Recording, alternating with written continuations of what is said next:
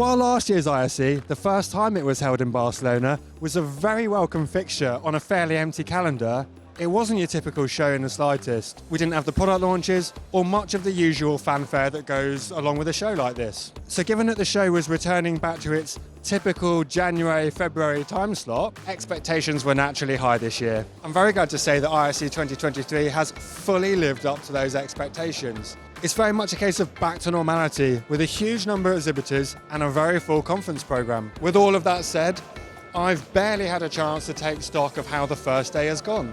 Replacing the typical ribbon cutting ceremony, the show was officially opened this morning by the Spanish King. At the same time, Mike Blackman revealed that 1,052 companies have exhibited across 6 halls.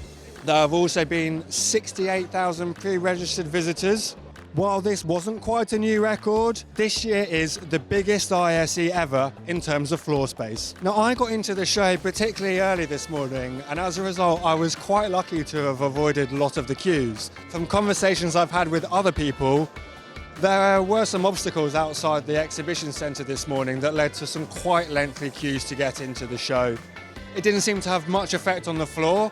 All of the halls seemed to fill up relatively quickly, despite the fact that there's quite a long walk down from Hall 2 right the way through to Hall 7 at the other end of the exhibition centre.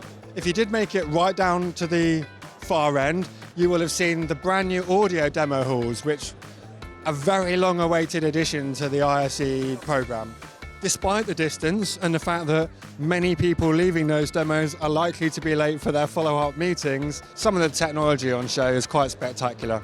One particular highlight in the new demo rooms was Coda unveiling Space in an impressive presentation alongside Jean-Michel Jarre.